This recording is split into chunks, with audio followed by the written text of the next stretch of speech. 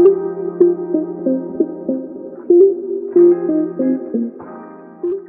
los colegas presentes por compartir el encuentro, a mis compañeros del equipo de Naturales, en particular por confiarme este espacio, y a la Escuela de Maestros que nos convoca a todos acá.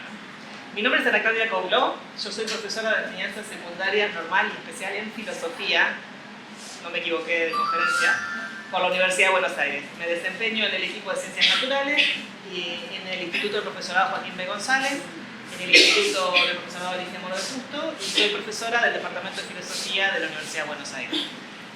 Hace muchos años que trabajo en colaboración con colegas que trabajan en la didáctica de las ciencias naturales, por eso decía no me equivoqué de conferencia, no es que acabo de descubrir que existe algo que se llama ciencias de las naturales. Como saben, este encuentro forma parte de la formación situada para el ciclo orientado en ciencias naturales, del plan de formación continua para los docentes del ciclo orientado de los bachilleratos de la nueva escuela secundaria. Les propongo entonces que me acompañen en algunas reflexiones sobre el tema de las controversias sociocientíficas en la clase de ciencias naturales y intentaremos, en la medida de lo posible, dejar algunos minutos hacia el final para ampliar o intercambiar algo si fuera el caso.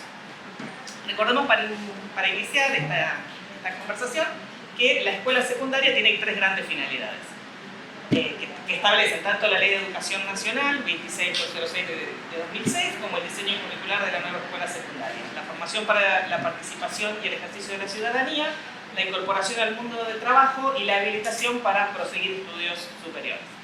En particular, y acá puse solamente destacada esta formación ciudadana. En particular, en el diseño curricular del ciclo orientado en ciencias naturales, la referencia a la formación ciudadana destaca la participación en la agenda de controversias y debates públicos vinculados con cuestiones científicas. Esto está tomado literalmente del ciclo orientado de la educación secundaria. Hasta mediados del siglo XX, la educación en ciencias se orientaba especialmente al primer propósito, el de proseguir estudios superiores y en particular proseguir estudios superiores en ciencias. Desde entonces, cada vez más, sin perder de vista los otros dos propósitos generales, la formación para el trabajo y la habilitación para estudios superiores, la educación en ciencias se orienta no solo aquí en el mundo, está pasando cada vez más, que el propósito de formación para la ciudadanía, de facilitar la comunicación entre la ciudadanía y el ámbito científico, incluidos en el concepto general de alfabetización científica, va ocupando un espacio cada vez más importante. Aquí esto también está tomado directamente de la nueva escuela secundaria y ahí aparece destacada esta idea de que educamos en términos de alfabetización científica, de facilitar la integración comunitaria con la ciencia y en particular de la participación ciudadana en aquellos asuntos que tienen que ver con las cuestiones vinculadas con ciencia y tecnología. La participación política en cuestiones vinculadas con la ciencia y la tecnología, por ejemplo, el apoyo al financiamiento estatal de la investigación en ciencia y tecnología, el apoyo o el rechazo a restricciones a determinadas modalidades de empleo de recursos naturales, la aceptación o impugnación de políticas públicas en el ámbito de la salud o la alimentación, todo lo cual en los últimos 2, 3, 4 años lo tuvimos muy presente. La participación política de la ciudadanía en estas cuestiones, entonces, supone como una de sus condiciones, no la única, la comprensión de contenidos científicos y tecnológicos involucrados. Sin embargo, este término de alfabetización científica puede ser interpretado de diferentes modos. Por una parte, la inicial, con la que comienza ya por la década del 60, 50, 60 del siglo XX, estaba más vinculada a una comprensión más estrecha y más literal del significado. Y entonces podía pensarse como la habilidad, sobre todo, de poder leer y escribir textos científicos y en particular textos científicos escolares. Pero en segundo lugar, y cada vez más, se puede interpretar en un sentido funcional, como una formación que permite participar en diferentes prácticas sociales que requieren acceso al conocimiento de conceptos y modelos científicos. Eso es una condición necesaria, pero no es suficiente. También acerca de sus prácticas de innovación y validación, los valores que supone y expresa, su relación con otros campos del conocimiento y la acción humanas. Desde esta segunda perspectiva, tanto en la enseñanza de las ciencias como en el campo de la divulgación o en el ámbito de la vinculación de expertos y expertas en ciencia y tecnología con políticas públicas, se han ido introduciendo otras denominaciones como la de comunicación pública de la ciencia o cultura científica. En el marco de la perspectiva que se suele llamar NOS o NRC, o sea, naturaleza de la ciencia, Se enfatizan los aportes que la epistemología y la filosofía de las ciencias, ahí vengo yo, la historia de las ciencias y otras disciplinas metacientíficas pueden realizar para diseñar una enseñanza de las ciencias que tenga en cuenta situaciones problemáticas genuinas, que impliquen contextos complejos y donde puedan abordarse sus ámbitos valorativos, incluidas las cuestiones éticas y políticas. A partir de la tradición difundida por Michael Matthews y siguiendo a Doris Bravo, entendemos por perspectiva NOS a la que se refiere a la naturaleza de la ciencia, entendida como un constructo didáctico que implica un área de investigación didáctica que recurre a esas disciplinas metacientíficas y toma en cuenta sus aportes, disciplinas como filosofía de la ciencia, epistemología, historia de la ciencia, sociología de la ciencia, y toma en cuenta sus valores para la enseñanza de las ciencias naturales. Es decir, no todas esas disciplinas trasladadas, o sea, literalmente al otro campo, sino que de esas disciplinas puede ser relevante para la enseñanza de las ciencias naturales, tanto en relación a la estructura curricular y el diseño de propuestas de enseñanza, como por su valor intrínseco en la formación de personas y ciudadanas. Entonces, nos permite hacer todas estas cosas. En esta ocasión, nos interesa especialmente pensar las dimensiones axiológicas o valorativas y contextuales incluidas en la perspectiva NOS, así como el contexto en que se desarrolla, las relaciones al interior de esas comunidades y también hacia fuera de ellas con otras comunidades y campos, como el campo social, el artístico, el filosófico o el religioso, y con la sociedad en general. Entendemos además que la naturaleza de la ciencia, tomada en este sentido de alfabetización científica amplia, implica no solo la transmisión textual de conceptos y modelos, tanto científicos como ahora filosóficos, históricos y sociológicos, sino una perspectiva más amplia, vinculada a la integración de esos conceptos y modelos en una propuesta de enseñanza que revierta sobre posibilidad de acción y participación en la toma de decisiones, tanto en el nivel personal como en los niveles comunitario o global. En términos de Hodgson, abarca las características de la investigación científica, el rol y el estatuto del conocimiento científico que ésta genera, la elaboración de modelos que acompañan a la construcción del conocimiento científico, las circunstancias sociales e intelectuales del desarrollo de la ciencia, el modo en que los científicos trabajan como un grupo social, las convenciones lingüísticas al informar, examinar y validar las pretensiones de conocimiento, y los modos en los que la ciencia influye y es influida por el contexto social en el que se localiza. Esto tiene que ver con distinguir también una primera versión de lo que era este campo de la naturaleza de la ciencia, el OS, que apuntaba sobre todo a transmitir contenidos vinculados con qué es la ciencia, ¿no? La discusión de cuestiones tales como, bueno, los enunciados de la ciencia son revisables, no hay verdades definitivamente probadas, la investigación científica se desarrolla en contextos sociales y políticos, no en una torre de marfil aislada del mundo. En un principio se pensaba mucho como en la traslación de estas afirmaciones, de conocimiento acerca de la ciencia. En esta segunda versión, en la versión de Hodgson, que yo comparto por otra parte, la idea es pensar la ciencia en las aulas de ciencias, por un lado como un conjunto de contenidos científicos, también como un conjunto de contenidos acerca de la ciencia y en particular como una serie de prácticas, de maneras de vincularse y de entender qué es la ciencia más allá de solamente los modelos o los conceptos que construye o que genera. Bajo esta descripción, la investigación en la naturaleza de la ciencia encuentra puntos de contacto complementarios con el campo de ciencia, tecnología y sociedad, en tanto CTS enfatiza los aspectos sociales, políticos, económicos y éticos en la enseñanza de las ciencias y las tecnologías. La incorporación de estos contenidos de la naturaleza de la ciencia y de CTS, ciencia, tecnología y sociedad, se fundamentan en distintas razones. Por un lado, intrínsecas. Es un aspecto valioso de la creación intelectual humana, entender cómo es la ciencia, cómo funciona, de qué manera se construye, cuáles son sus derivas históricas. Por otro lado, hay también razones culturales.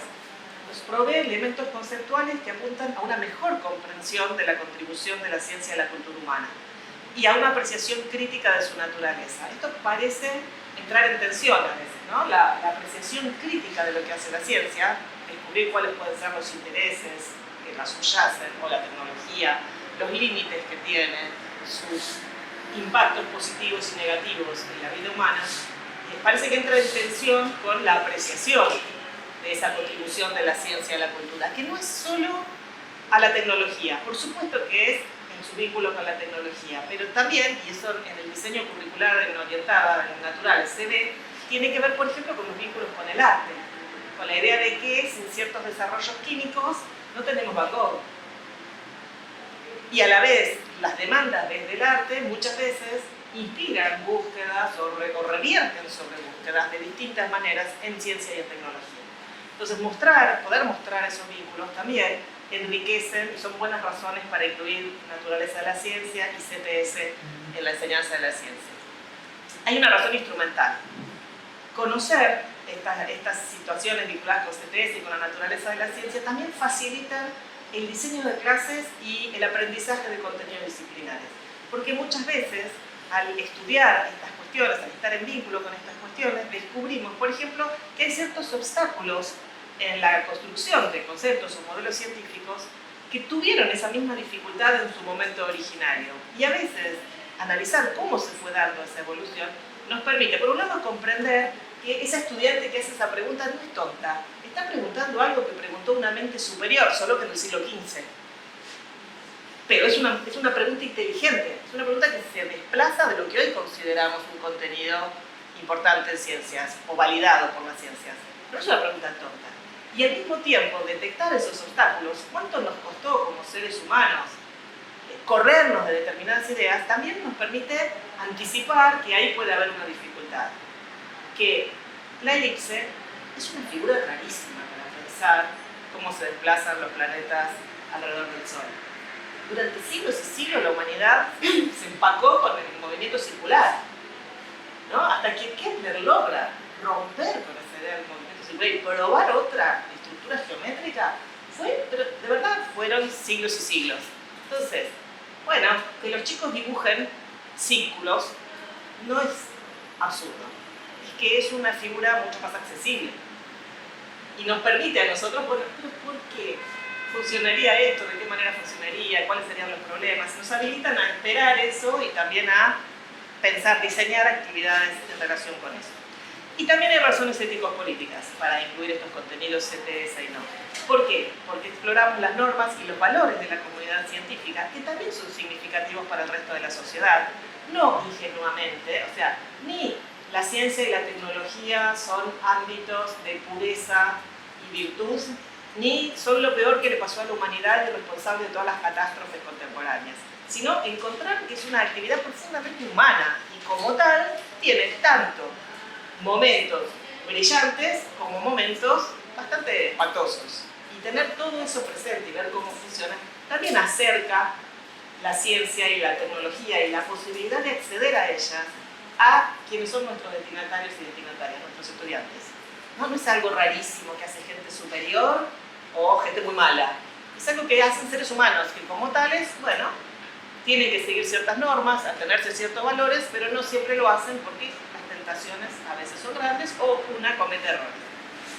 Al mismo tiempo, trabajar sobre estas cuestiones colabora en la formación de ciudadanos activos y críticos, más autónomos en relación a la apreciación de los contenidos científicos y al empleo de objetos o procesos tecnológicos. Son las ideas que nos gustaría efectivamente seguir. Ahora, en este dominio se vuelve relevante el trabajo con las controversias científicas. Acá las controversias científicas tienen mucho para aportarnos. Ahora, primero habría que distinguir, en primer lugar, bueno, esto era la diferencia entre Tennant y Peirce, la idea de controversia científica, en sentido amplio, que forma parte de las discusiones en epistemología y filosofía de la ciencia, de la idea de controversia sociocientífica, que es un tipo particular. Las controversias científicas son un tipo especial de intercambio polémico. Polémico, polemos, griego, guerra, la idea de intercambio que de alguna manera implica alguna forma de combate verbal.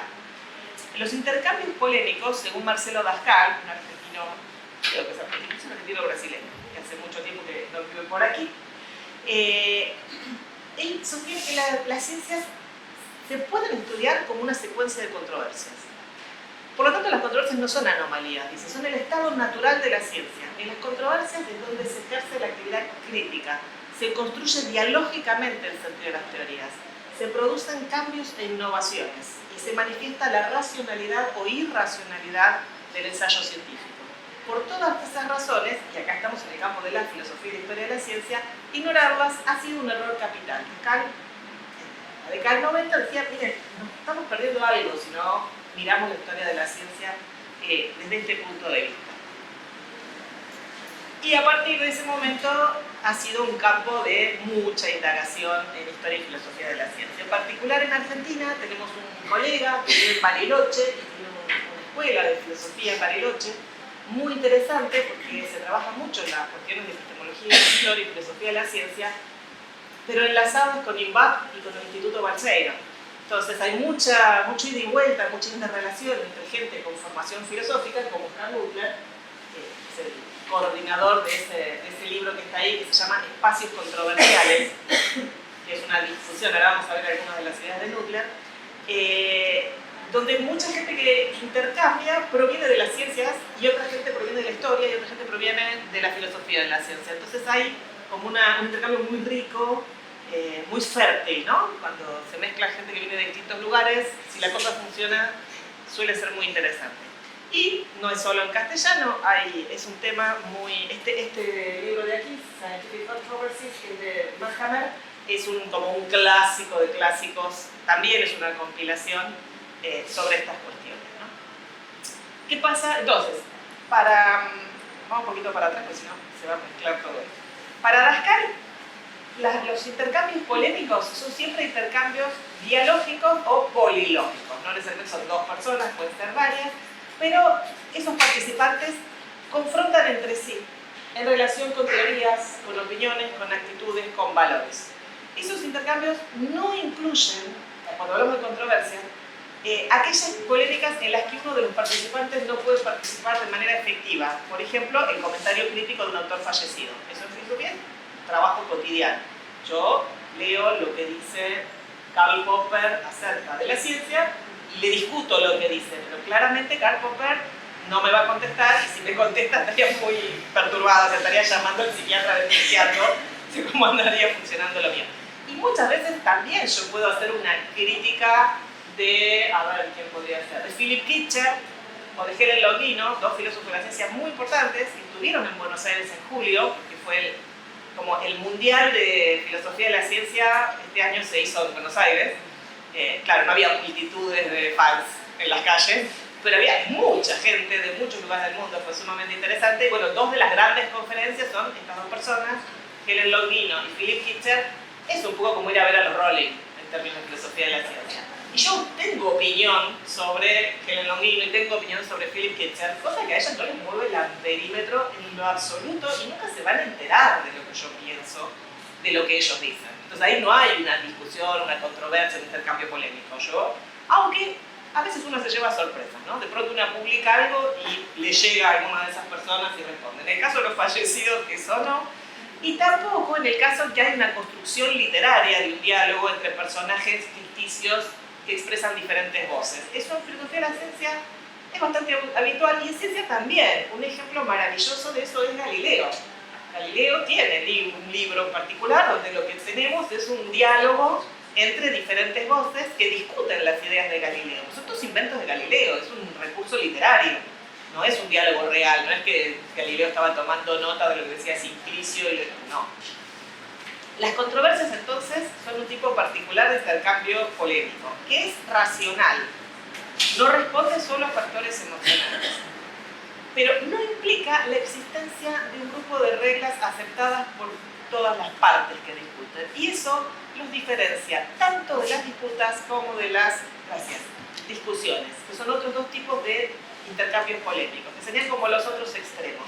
En la discusión se comparte el marco teórico, estamos de acuerdo en que bueno, la teoría de la evolución es lo mejor que tenemos en este momento en biología para explicar determinados fenómenos. Ese marco teórico lo compartimos. Y tenemos también procedimientos y reglas para la discusión. También estamos de acuerdo en los métodos, estamos de acuerdo a dónde queremos llegar. Pero dentro de la biología hay discusiones dentro de la teoría de la evolución. Con todos esos acuerdos. Y hay gente que se pelea fuerte, pero hay ese acuerdo básico.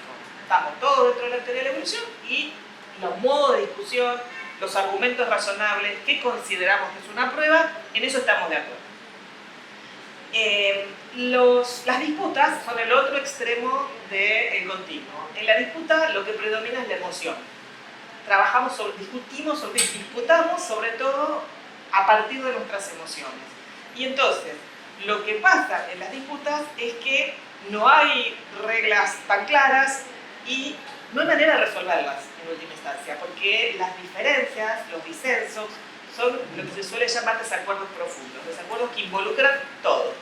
El marco teórico, los modos adecuados de discutir, hasta las reglas de la lógica a veces. Uno escucha a veces gente que disputa y dice, eso es una falacia, o sea, está mal la estructura, pero a la otra persona no le importa.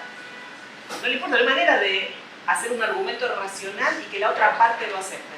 Las disputas no tienen solución. Se acaban por agotamiento o por violencia, digamos, básicamente. En cambio, las discusiones suelen resolverse. Las disputas se disuelven. Las controversias están un poquito en el medio de esto, ¿no? Suelen iniciarse como discusiones, hay algunas ideas compartidas y procedimientos y reglas, pero antes o después revelan que hay disensos más profundos.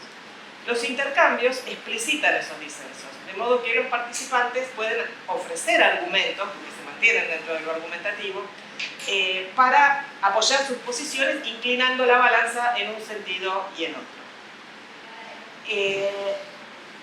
Nudler dice que no se puede pensar tanto en controversias aisladas. Lo que tenemos que pensar, y por eso hablaba de espacios controversiales, es una especie de continuo, ¿no? Como veníamos diciendo, desde controversias donde el factor epistémico racional es predominante y otras donde aparecen otros factores no epistémicos, y esos espacios suelen tener un foco visible, que son las preguntas, los problemas que estamos debatiendo, los presupuestos que comparten ese terreno común, el common ground, ese lugar, bueno, donde hasta acá acordamos, aunque sea estar de acuerdo en que no vamos a estar de acuerdo, pero eso es condición de posibilidad de la controversia. Y en general ese terreno común es invisible. Nadie lo explicita mucho, es como que se da por solo supuestos, lo que se da por sentado. Compromisos epistemológicos, compromisos procedimentales, valorativos, metafísicos, que es lo que realmente existe en el mundo. ¿El éter existe o no? Era un problema ontológico, metafísico, la discusión de la física del fin del siglo XIX. Yo tengo un libro de texto de mi abuelo que tiene el éter como uno de sus capítulos. Era un libro de texto de la escuela secundaria. Bueno, ahora nos quedó la palabra referida a la radio o a algunos otros espacios, pero nadie en física, de química sí, pero es otro sentido de la palabra. Nadie supone que el éter es el medio por el que se transmiten las ondas que llamamos electromagnéticas, ni nada por el estilo. Pero eso aparece, este tipo de discusiones del common ground, aparecen cuando se van como moviendo los focos de la controversia. Por ejemplo, Nudler habla explícitamente de la controversia alrededor del movimiento de los cuerpos. Esa es una controversia que empezó probablemente cuando todavía no había escritura y que sigue teniendo como revivals cada tanto en la historia de la física. En la época de Aristóteles, la pregunta era ¿por qué se mueven los cuerpos? Que es la pregunta que también tienen nuestras estudiantes en el sentido común, ¿no? Es por qué se mueven las cosas. Pero en la física inercial, a partir de Galileo, esto se empieza a reformular en términos de por qué un cuerpo se mantiene en reposo. El sentido común nunca pregunta por qué un cuerpo está en reposo, pregunta por qué se mueve. Pero a partir de Galileo la pregunta es o bien porque se mueve o bien porque cambia de velocidad si está en movimiento. Las controversias se resuelven o bien cuando ambas partes aceptan gentilmente que se han acumulado pruebas a favor de una de las cuestiones. Entonces todos decimos, bueno, ok. En términos de Kuhn sería un cambio de paradigma, que no es tan gentil en la idea de Kuhn, es más bien una conversión religiosa, pero es esta idea de que en algún momento todo el mundo acepta que, ok, es el camino correcto. O bien cuando se despliega una nueva posición modificada, que es apta para todas las partes. Esa es otra posibilidad de resolver una controversia. Ni esto, sino una tercera posición, sin ninguna connotación política, que permite resolver, es aceptable para las dos partes originales. O bien cuando ambas partes aceptan que están bloqueadas, que no hay no hay manera, o sea, ya estamos, llegamos hasta acá, no hay nada que resolver, y bueno, no hay acuerdo, nos divorciamos amigablemente, o bien cuando la controversia se reconfigura, porque se modifica el foco o se modifica el terreno común. Eso también pasa a veces, y es otra manera posible de resolver una controversia. La clausura de una controversia es indeterminada, no es posible anticipar cuándo, cómo, de qué manera se va a resolver. No es algo que podamos saber con anticipación. La incorporación del trabajo con controversias científicas, históricas en particular, en la enseñanza de las ciencias naturales nos ofrece contenidos y herramientas interesantes para abordar contenidos ETS o contenidos NOS o naturaleza de la ciencia. Ahora bien, cuando nos referimos a controversias sociocientíficas, tenemos que distinguir algunos matices en relación a las controversias científicas en sentido estricto.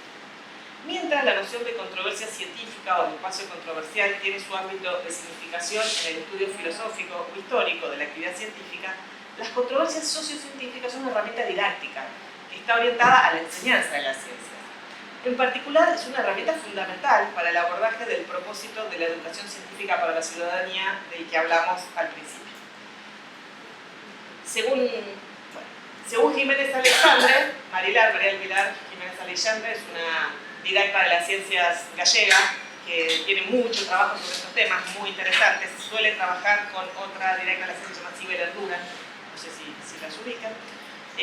Muy bien, según Jiménez Aleixandre, entonces, las controversias sociocientíficas constituyen dilemas o controversias sociales que tienen en su base nociones científicas, pero que además se vinculan con otros campos, sociales, éticos, políticos y ambientales. Y las palabras de Díaz Moreno y Jiménez Lizo, todo esto tomado, si leyeron la hojita inicial escrita por mi colega Juan Pablo Peloto, habrán encontrado estas citas, yo las tomé de ahí.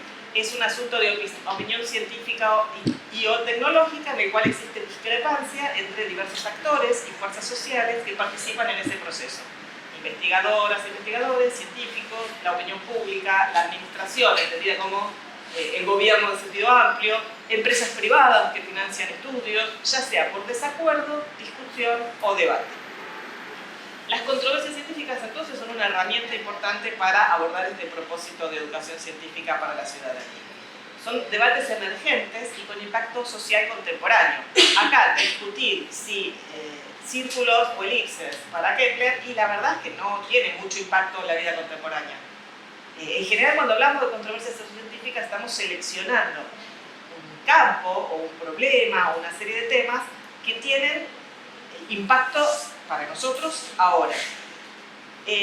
Un didacta de la filosofía español, no sé si se llamaría español porque es catalán, pero supongamos que sí, Jaume Trilla, caracteriza la idea de contenido controvertido, y esto es importante porque es algo que nos matiza el entusiasmo con respecto a las controversias sociocientíficas.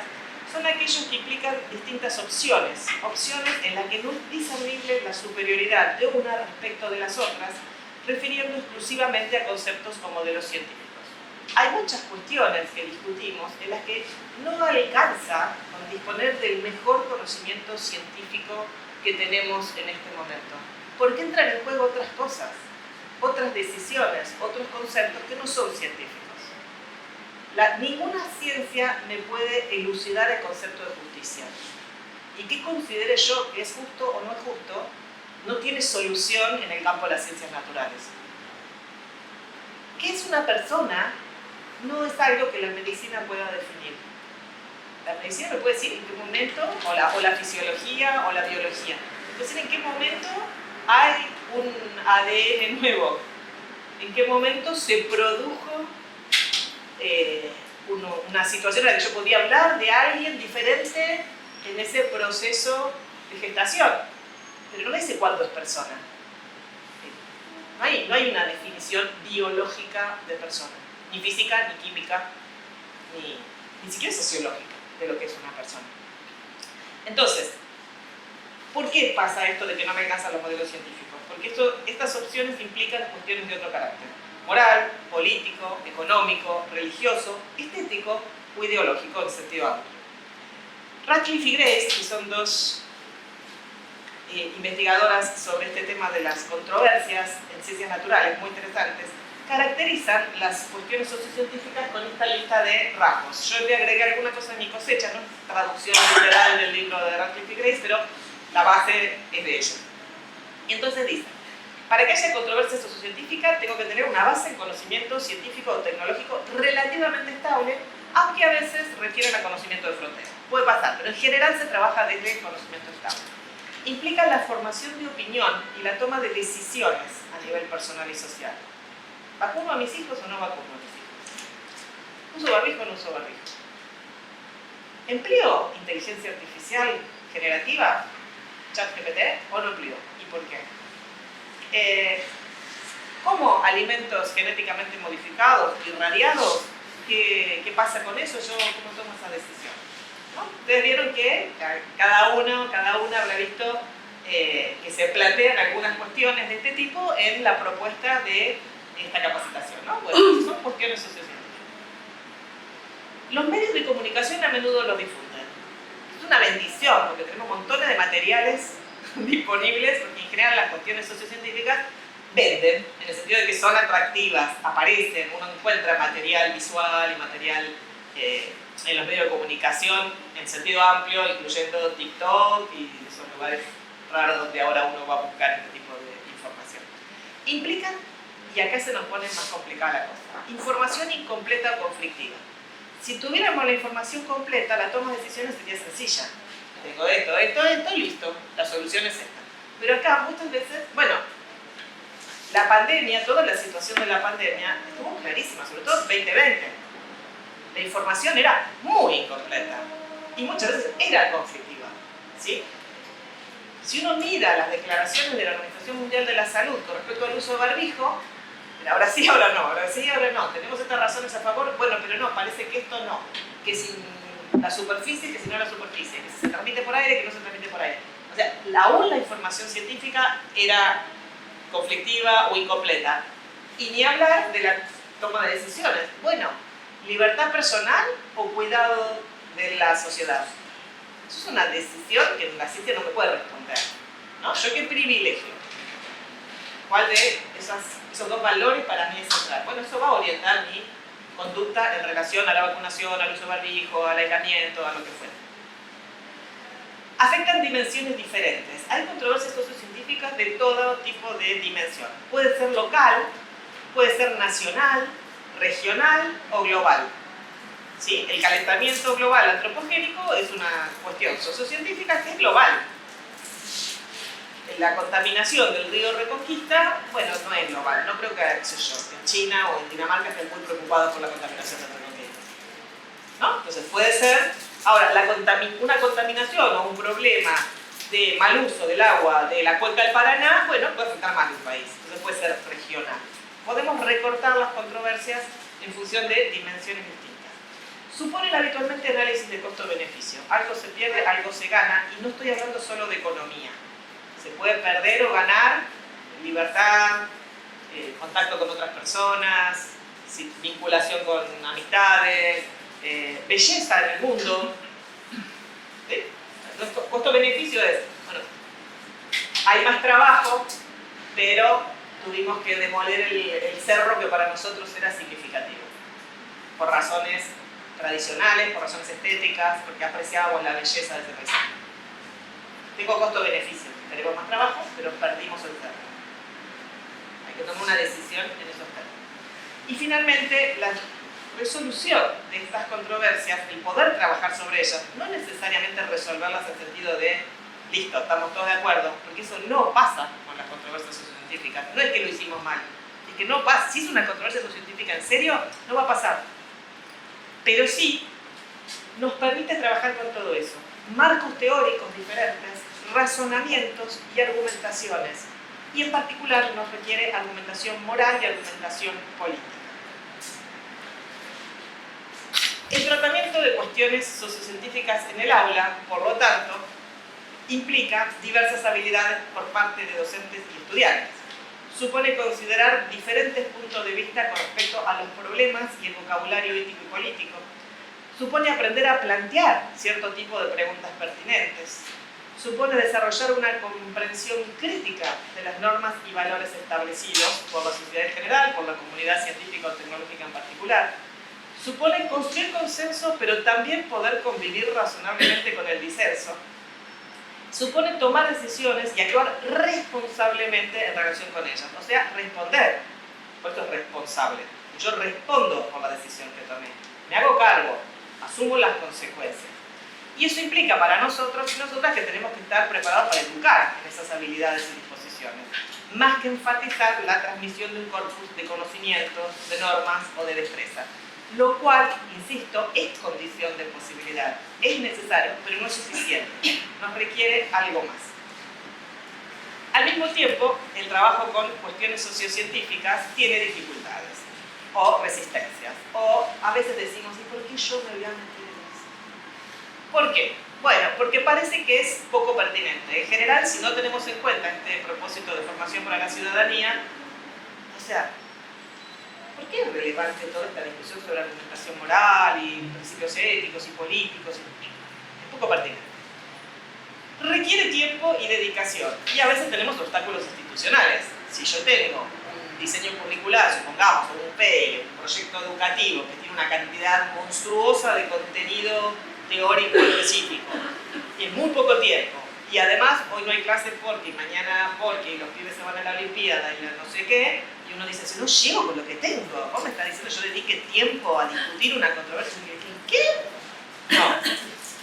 Y muchas veces el trabajo, y esto anticipo, perdón, spoiler alert, este trabajo funciona muy bien en proyectos con colegas de otras disciplinas, pero de nuevo, créanme que yo lo sé, filosofía tiene 2 horas. Aquello de profesor taxi, que se convirtió en profesor Bondi últimamente, los de filosofía la tenemos clara desde el primer momento, porque es raro que tengamos más de 4 o 6 horas en una institución. Entonces, sí, tenemos un proyecto divino, vos venís, ¿cuánto vengo? Los sábados a las 3 de la mañana, porque es mi rato de ocio, ¿no? Entonces, es real que nos pasa eso, yo no estoy desconociendo toda esa situación. Hay otras cuestiones también relevantes. Esto de la información insuficiente y completa, de las condiciones de incertidumbre y riesgo, de los marcos teóricos incompatibles, nos ponen en un lugar que no siempre nos resulta cómodo. El de, y sabes que no sé, o no estoy segura, o yo pienso por acá, pero no quiere decir que vos no puedas pensar por allá. Bueno, hay que plantarse en una clase y sostener eso. Y además hay que sostenerlo de modo que sea genuino y creíble, que la conversación de los chicos y el espontáneo te lo va a decir, dele, profe, ¿cuál es la que usted cree? La de verdad. Usted no sabe que pensemos, pero ¿cuál es la que usted cree? ¿No? O sea, y es difícil a veces manejar esa situación. Requiere una pericia profesional, requiere en esto sostener el silencio, sostener la duda, sostener la incertidumbre, requiere entrenamiento. Y como se trata de temas controvertidos o sensibles, que no tienen respuestas únicas o mayoritarias, también pueden generar cierto resquemor o temor por las consecuencias, el oleaje a nuestro alrededor cuando sacamos ciertos temas. Un familiar que viene exaltado a decir cómo puede ser que usted diga, o que hablen de, o que no hablen de, o alguien de la institución que nos diga, ¿qué? Tenemos pocos problemas si vos querés, andás tirando piedra a la laguna para que haya más olas. De verdad necesitamos esto. Nos pasa, y a veces nos pasa a nosotros. Nosotros decimos, tengo ganas de tomar esta situación. Bueno, todo esto es genuino, es real y no lo estamos desconociendo, ¿sí? Muchas veces los docentes en ciencias, en su formación, no se habituaron a coordinar debates sobre temas abiertos. En general, las ciencias tienen ese mundo feliz, en el que hay respuestas compartidas, ¿no? O sea, todo el mundo va a estar más o menos de acuerdo en algunos modelos, en algunas teorías, en algunos conceptos. No hay mucho lugar para el debate sobre el movimiento colectivo y uniforme. No hay mucho que debatir ahí. ¿Cómo? No puede haber, pero habría, en principio, un acuerdo. Por lo menos hay un acuerdo potencial. Acá la compañía decía con rozamiento sin rozamiento. Ok, pero es con rozamiento sin rozamiento. Hay ámbitos en sociales y en humanidades donde eso prolifera. al infinito. Y entonces, nuestro entrenamiento es, en primer lugar, sostener debates sobre temas abiertos, que no disponen de una única respuesta correcta y que tienen información y evidencia insuficiente, limitada o conflictiva. Este contexto, sin embargo, es cotidiano en las aulas de filosofía. ¿Qué tienen de común entonces? ¿Qué se diferencian muchas veces esta formación habitual entre, bueno, los planes de estudio separados por contenido disciplinario, la formación docente en ciencias no incluye el análisis de cuestiones éticas, o esto de la coordinación de debates? ¿Qué nos pasa? Muy bien, una síntesis posible de esto sería, en el aula de ciencias, la idea es cambiar desde conceptos ingenuos, el sentido común, la terminología que quieran usar, hacia ideas sofisticadas, complejas o incompatibles con ese sentido común, referenciados en un campo teórico relevante. O sea, tenemos ese marco. En el aula de filosofía, a lo que nos dedicamos es a molestar a la gente, como decía un alumno mío, cuestionando las creencias establecidas, enriqueciendo los contextos de aceptación, pero no dando un contexto de aceptación, explicitando supuestos, se me coló un D, perdón, estableciendo consecuencias. Ok, ¿te gusta esta posición? Sí, pero te haces cargo de que si aceptás eso, entonces vas a tener que aceptar esto otro. ¿Cuáles son las consecuencias de admitir esta posición? Afinando argumentos y justificaciones, a veces contradictorios, pero más sofisticados, mejor planteados, y aceptando y apreciando el desacuerdo. Poder soportar que alguien no piense como yo sin pensar que tiene mala voluntad o ignorancia o insuficiencia intelectual de algún tipo. Ahora bien, esto no implica una mera conversación o una charla de café, ¿sí? En el aula de filosofía no es que yo llevo un tema y digo, ¿ustedes qué opinan sobre la felicidad?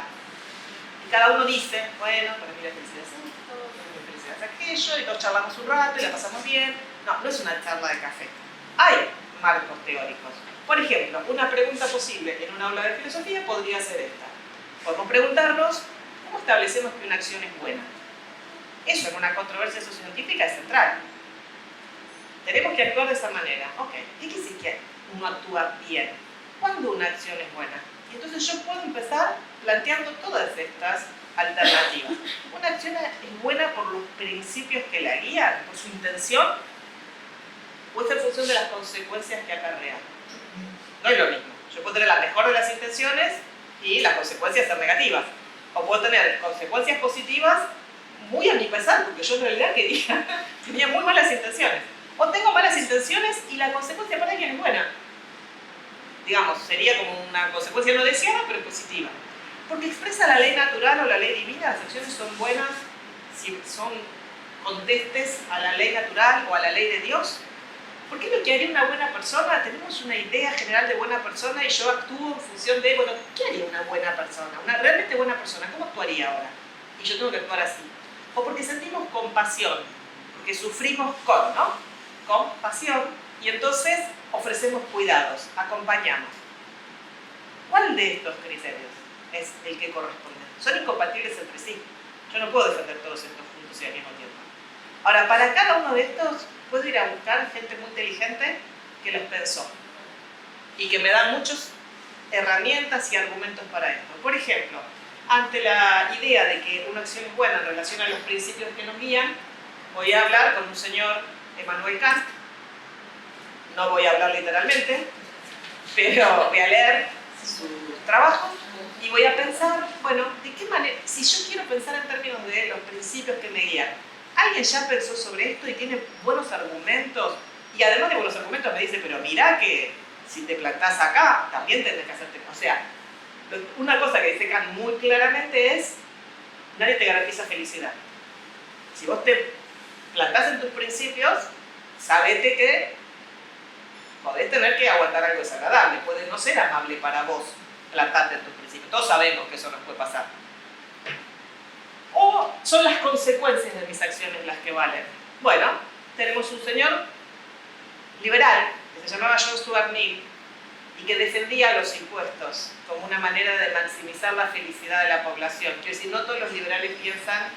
Digo, está muy bien que algunos liberales piensen que no, Pero es importante, por ejemplo, poder distinguir que hay distintas variedades de liberalismo político y económico. John Stuart Mill es alguien que pensaba que lo que hace buena una acción son sus consecuencias. Y sus consecuencias tienen que tener que ver con la mayor felicidad para el mayor número de personas. Entonces, si a mí me desagrada pagar impuestos, estoy citando a Mill, no estoy haciendo ninguna referencia concreta a lo presente. Digo, pongo siempre el mismo ejemplo desde hace 15 años, solo que ahora suena raro. Pero, dice Mill, y tengo pruebas de esto, tengo aulas virtuales donde esto está dicho hace mucho tiempo. Aclaro por la duda. Lo que dice Mill es, si yo quiero la mayor felicidad para el mayor número, y vivo en una sociedad como la que vivía él, que era la Inglaterra del siglo XIX, donde la gente trabajaba 16 horas por día y no accedía ni a la salud ni a la educación, entonces decía, bueno, que este señor que vive en el campo y que se dedica sus días a pasear amablemente contemplando las flores, pague unos impuestos y que haya gente que entonces, en lugar de 16, pueda trabajar 14 horas y por ahí acceda a algún tipo de compensación en la salud, o no lo dice así, ¿no? Estoy como súper simplificando, pero bueno, de nuevo, tampoco te garantiza el placer absoluto, no es la idea del placer, pero sí es completamente distinto que ir por los principios, es por las consecuencias. No es que está bien ceder lo que te sobra, diciéndolo de una manera muy brutal, es que las consecuencias van a ser buenas, va a ser la mayor felicidad posible para el mayor número de personas, y eso es una buena acción. La ley natural también ha sido pensada, no solo desde la religión, sino desde gente que ha hecho filosofía, por supuesto que con vínculos religiosos, como Tomás de Aquino, que se lo nombra mucho y se lo lee poco, porque dice muchas cosas sumamente interesantes, y en particular, si uno quiere trabajar sobre argumentación, Tomás de Aquino es como hermoso. Es una belleza argumentar, uno aprende solo de leerlo.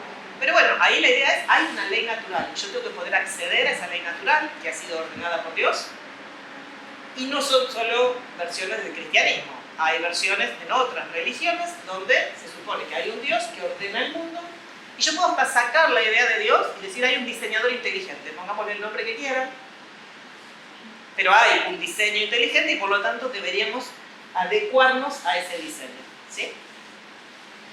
El tema de la buena persona como modelo, dicho de una manera mucho más sofisticada, por Aristóteles, es la idea de que si yo tengo una idea de lo que haría un hombre prudente, entonces eso me da un criterio para evaluar mi comportamiento, que va a tener que ver con las virtudes. Y las virtudes se establecen como un justo medio entre un vicio por exceso y un vicio por defecto, ¿sí? Yo puedo ser valiente, que es el justo medio entre ser cobarde y ser temeraria. Aristóteles pone siempre ese otro lado, el lado del exceso también, ¿eh? O sea, si yo me tiro de cabeza a un lago a tratar de salvar un perrito y estoy contando una tragedia que pasó el fin de semana y nos ahogamos todos porque no sé nadar bien o porque no me fijé si había corrientes que nos podían llevar, entonces Aristóteles diría, esa no fue una buena acción, esa fue una acción temeraria, hubo un exceso que no es adecuado para decir que actuaste bien, ¿sí? Y el último ejemplo, que es este de actúo por cuidado de otras personas, porque, ojo que quien cuida muchas veces recibe más recompensa en muchos sentidos que quien es cuidado, el cuidar también nos suma cosas. En este caso es una filósofa norteamericana, fallecida hace muy poquito, se llama Nell Noddings. Hasta hace un par de años podríamos haber conversado con ella, ahora lamentablemente ya no. Pero hay muchas éticas que tienen que ver con esta idea del cuidado, con pensar las buenas acciones en función de cuidar a otros, hacernos cargo de nuestro alrededor y cuidar. Muy bien. Así que, si quiero plantear estos temas, tengo flor de marco teórico atrás. No es que, ay, ¿qué te parece a vos que es una acción buena? Bueno, ordenemos argumentos, ordenemos maneras de pensar. También disponemos de algunas investigaciones didácticas en filosofía que pueden aportar. Por ejemplo, hay ciertos obstáculos que son un clásico de la vida cuando se trabajan estas cuestiones. Cuando alguien empieza por primera vez, se pone en contacto con estas discusiones, suelen aparecer estas dos reacciones extremas. Por un lado, el dogmatismo ingenuo. El dogmatismo ingenuo tiene que ver con creencias que están injustificadas, que están basadas en reglas o principios que aprendimos en nuestro medio familiar, en nuestro grupo de amigos, en las instituciones religiosas, en los medios de comunicación, pero nunca nos planteamos por qué estaban bien. Ni queremos plantearnos, ni estamos dispuestos a plantearlo. Hay poca disposición a la revisión en el dogmatismo en general. ¿Sí? Hay gente que ni siquiera se le ocurrió que eso podría ser revisable o que se podría reflexionar sobre eso. El otro extremo, y a veces coinciden, o sea, hay personas que se les mezclan estas dos, lo cual parece raro, es un relativismo ingenuo. Todo en materia de gusto o opinión, no hay ningún tipo de justificación. Vos crees esto, ella cree aquello y vivimos amablemente. Bueno, no. O sea, eso no se sostiene. En algunas cuestiones sí, pero en cuestiones éticas, políticas, estéticas, inclusive de fondo, es muy difícil que podamos convivir amablemente sin ningún tipo de justificación y sin ningún tipo de discusión, idealmente, controversia quizás. Pero estas posiciones ingenuas en general tienen que ver con esa poca disposición a la revisión crítica. Y si uno empieza a trabajar con estos temas, se las va a encontrar. Uno ya las tiene que esperar y tiene que poder ver cómo plantea estas cuestiones. Del lado docente, también nos planteamos estas posiciones. A ver, yo quiero enseñar en términos de transmisión moral, o sea, yo quiero que mis estudiantes internalicen un conjunto de principios, de valores y de reglas. Ese es mi objetivo, mi propósito. O yo me animo y quiero y elijo, que también es algo que hay que argumentar, una indagación. Acá dice ética, pero sería estética, política, la que quiera. Ahí necesito trabajar no solo con contenidos teóricos, sino con habilidades y con actitudes relevantes, porque entonces voy a apuntar a que haya evaluación y selección de estos principios que sea autónoma. Ese es un término muy de Kant. Literalmente quiere decir, yo me doy mi propia ley, pero por lo tanto la ejerzo sobre mí. No puedo echar la culpa a otro. ¿No? O sea, yo me tengo que hacer cargo de mi propia ley. Crítica y reflexiva. Tengo que revisar mi sentido común, tengo que volver sobre eso y pensar los códigos morales y los valores específicos ante este tipo de dilemas o controversias. Finalmente,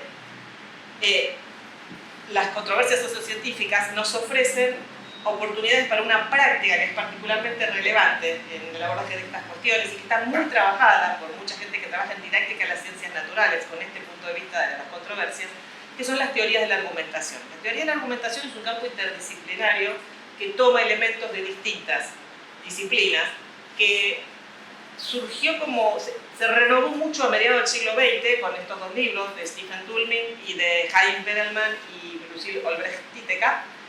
Trabajaron cuestiones, bueno, no vamos a meter en detalles, pero se vuelve a trabajar la dialéctica y la retórica en ese momento, y distingue claramente entre la argumentación como acto de habla, como algo que hacemos cuando intercambiamos y que tiene como finalidad convencer o persuadir. Esta es muy la mirada de Toulmin, pero persuadir de una manera especial, que es dando razones a favor o en contra de una posición o una tesis que se expresa de manera lingüística a través de oraciones. Esta caracterización es de un colega, Carlos Sawyer, fallecido muy joven, hace unos años, que tiene muy lindos trabajos sobre argumentación, muchos de los cuales están legalmente en internet, así que se pueden buscar.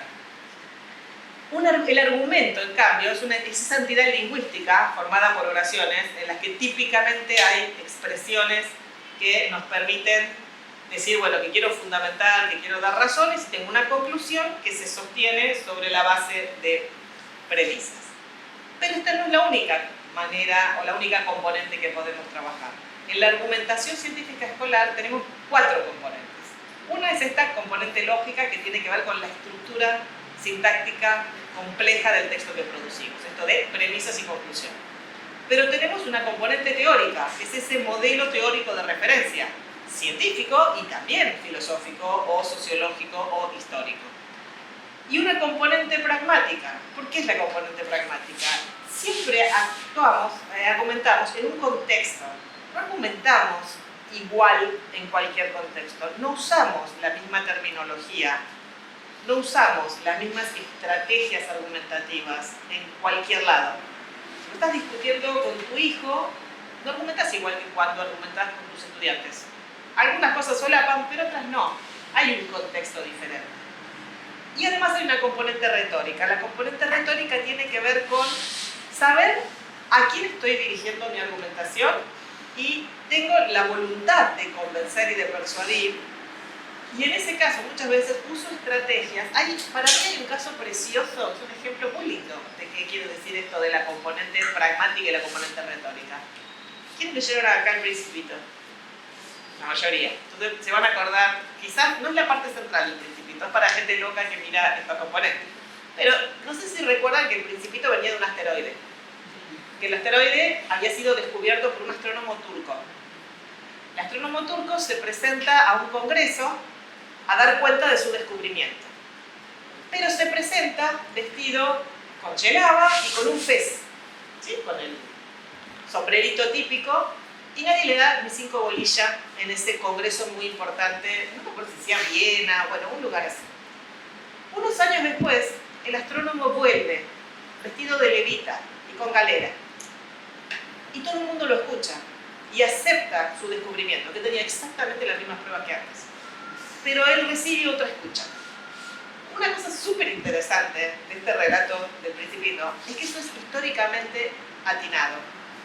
Porque existió un señor que se llamó Atatürk, bueno, Atatürk quiere decir el padre de los turcos, que después de la guerra cambia el formato de la estructura política de Turquía, incluyendo pasar de la escritura árabe a la escritura latina y de cambiar la ropa y el uso de la barba para los hombres. Y se elimina el velo para las mujeres. Las mujeres pueden acceder a la educación. O sea, hace una revolución de las costumbres muy impresionante. Con lo cual, era perfectamente factible que un astrónomo turco en un momento estuviera vestido con ropas típicas y que un par de años después estuviera de ropa occidentalizada porque había pasado ese proceso en Turquía. Todo eso es bastante fascinante. Y lo que muestra es esto, que si una va a ir a dar una conferencia a algún lado, no va a venir con la camiseta del club de fútbol. ¿Ustedes no les hubiera chocado que yo viniera con una camiseta, que sea vestida de futbolista, con botines y con una camiseta del club de fútbol? No tendría nada de malo, pero no me hubieran escuchado igual. Por más liberales y modernas que sean, no me van a decir que me hubieran escuchado de la misma manera. No lo escuchas igual. Uno, viendo la tele, los debates, le presta muchísima atención, no solo al contenido del argumento, le presta atención a los gestos, le presta atención a los comportamientos, a los movimientos, a las caras, hasta a si una persona está encorvada o no. ¿No? O sea, tus estudiantes no te puedes pegar como te leen. Si vos estás así todo el tiempo contra el pizarrón, saben que acá hay alguien que tiene miedo. ¿No? Si vos te movés, bueno, estás más suelta, el espacio es tuyo. Hay mucho de eso que tiene que ver con cómo nos escuchan. Si uno habla todo el tiempo bajito del mismo tono de esta manera, lo demás no. Llega un punto que se aburre y no te escuchan más porque no puede. Entonces, todas estas componentes hacen a la argumentación científica. Fíjense en la comunicación pública de la ciencia, en la divulgación, cómo cambia el registro y las herramientas y cómo los cambiamos como docentes para poder comunicar. Son todas estas componentes que entran en juego. ¿Qué nos pasa entonces con las cuestiones de valores, con las cuestiones sociocientíficas en la ciencia de la ciencia? Son de naturaleza polémica, parecen de un único marco teórico, tenemos unas cuestiones complejas y la inexistencia de una respuesta única, pero eso nos abre también una puerta. Es un ámbito muy interesante para la interacción y comunicación de materias o campos disciplinarios diferentes, especialmente aquellos vinculados con la educación ética, política o ciudadana, que son más o menos todos. Casi que no, es un propósito general de la escuela. Y este tema de la argumentación también es un contenido transversal, que como yo les decía, es interdisciplinario y por lo tanto puede recibir aportes de distintas disciplinas. Pero no se argumenta igual en biología, que en química, que en física, que en historia, que en filosofía. Y en ese choque de hábitos y costumbres y maneras de pensar, también aprendemos otras estrategias argumentativas. Sobre todo si la perspectiva es esa controvertida, ¿no? La perspectiva de la discusión, no la transmisión solamente. Bueno, creo que ya vamos bien con los tiempos y no quiero abrumar. Y me gustaría, bueno, que nos quedaron que sean 5 o 10 minutos para comentarios, aportes. Así que bueno, muchas gracias.